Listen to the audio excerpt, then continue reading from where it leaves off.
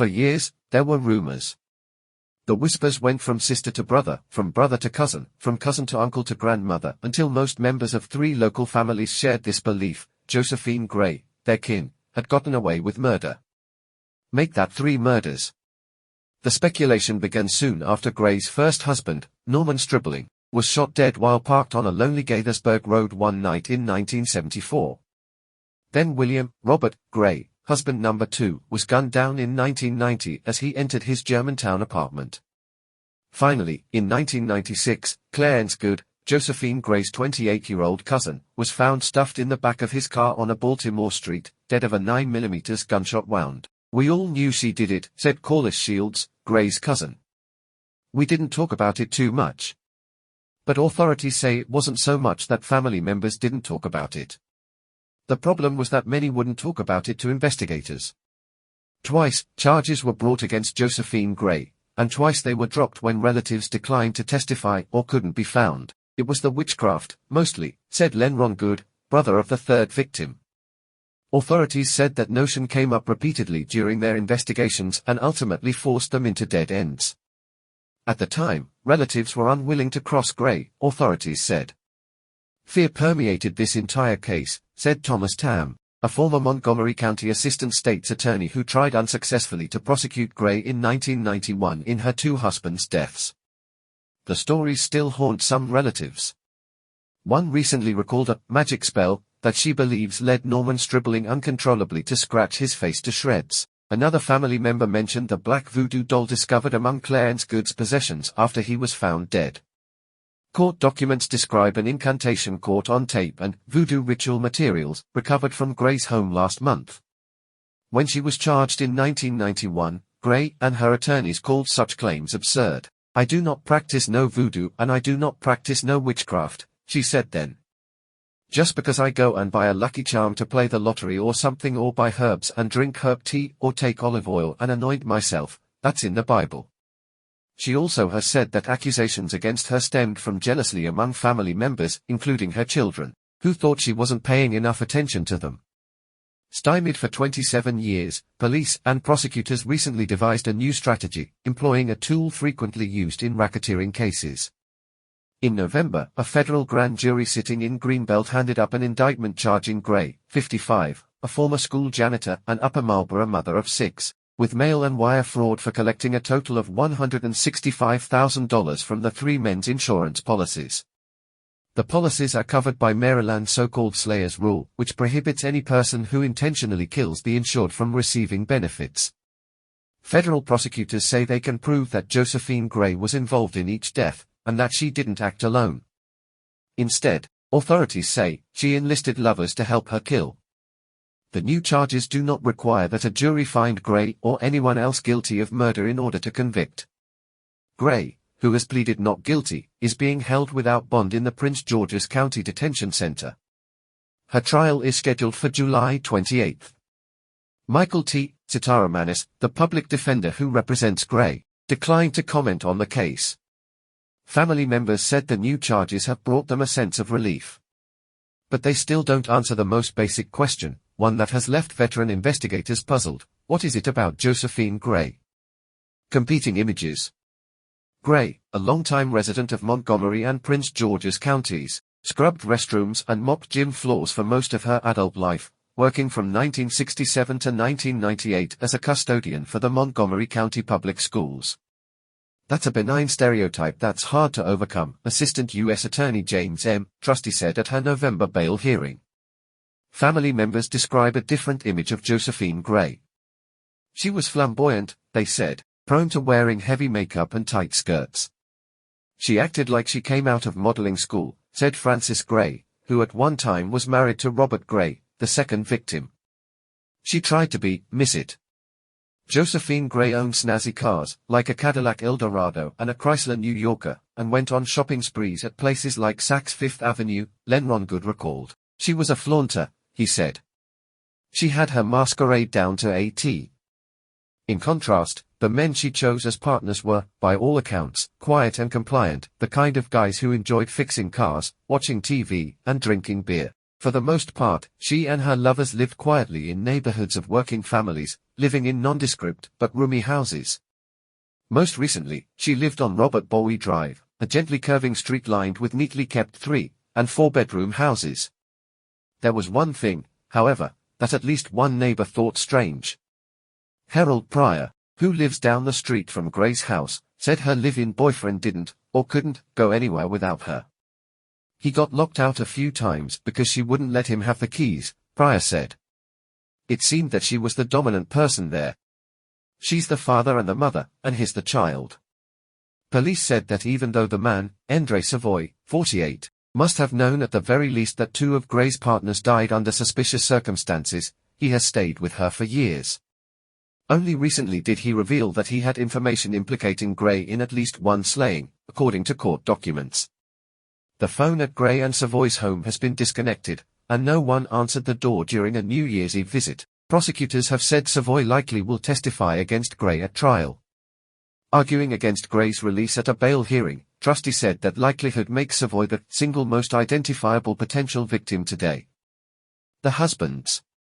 In 1967, Grey married Norman Stribling, and together they had 5 children. Some years later, Stribling discovered that his wife was having an affair, according to family members and police. About the same time, he began to see evidence that his life was in danger, court documents state. The object of his wife's affections was Robert Grey, who later became her second husband. According to Robert Grey's family, before he and Josephine met at a part-time job cleaning offices, he was a good husband and a proud father of 6 children. Then in his early 30s, Robert Grey and his wife, Frances, owned a home in Clarksburg, in northern Montgomery. Family members said he never went anywhere without his 2 youngest children. He worshipped the ground those kids walked on, Frances Grey said. But by the early 1970s, something had seemed to snap. His whole demeanor just changed, Frances Grey said. He was distant. He stopped going around to his friends, his family, everybody. I knew something had to be wrong. This woman had so much hold over this man, she said. Frances Grey can think of only one reason for that. This is something that I don't believe in, but I hear it all the time, Grey said. She was dealing in witchcraft and voodoo. She must have been feeding him something to make him do what she said.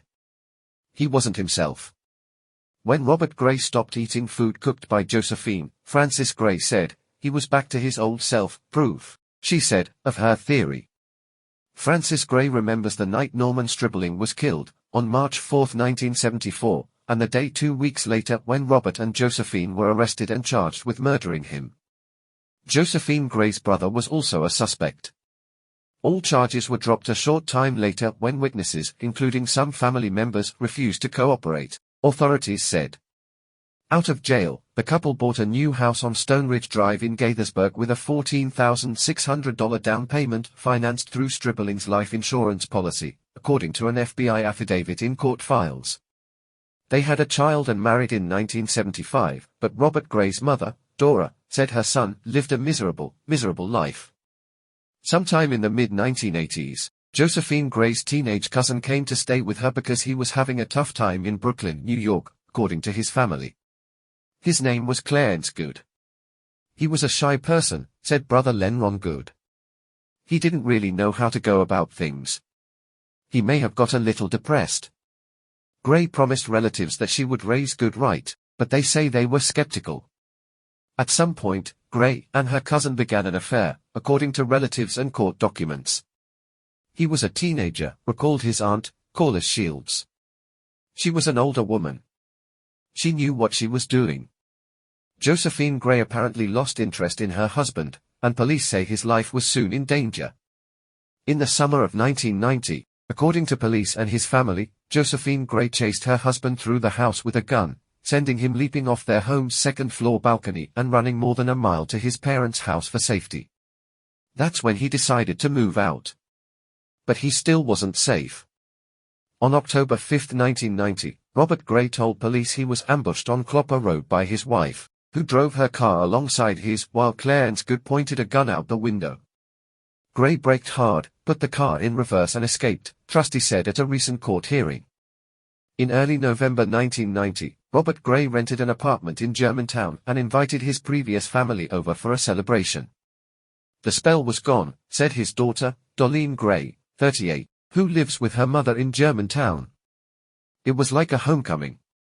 We knew we had our dad back. Less than a week later, about 2:30 p.m. on November 9, 1990, Robert Grey got off work at Clopper Mills Elementary School, where he was a building services manager, and went home. Before he could take off his overcoat, someone fired 2 shots from inside his apartment, killing him. The business card of a police detective lay feet from his body. He had visited the officer exactly 1 month earlier asking for help. The cousin. Frustrated by their lack of success in the Stribling case of the 1970s, and with their prime witness in that case now dead, police took extraordinary measures to try to link Josephine Grey with her second husband's slaying, recalled Tam, the former prosecutor in Montgomery County. In April 1991, Grey and Clarence Good were charged with murder. Tam said the government's case fell apart when the 2 defendants were released on bail.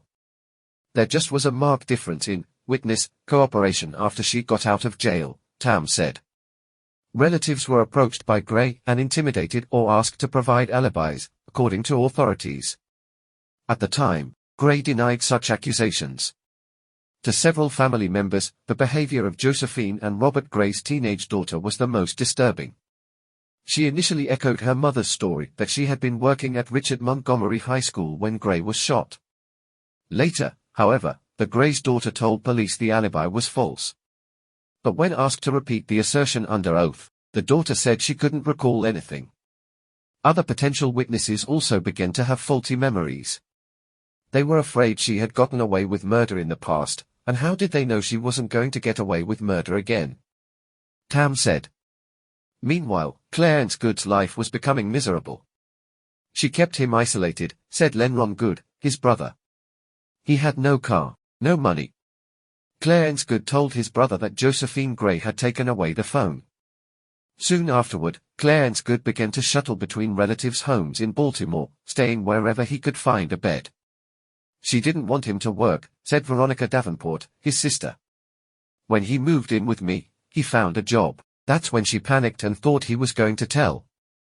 By 1996, Clarence Good had decided his life was in danger, according to family members. That boy was scared to death, Lenron Good said. He knew he was going to die.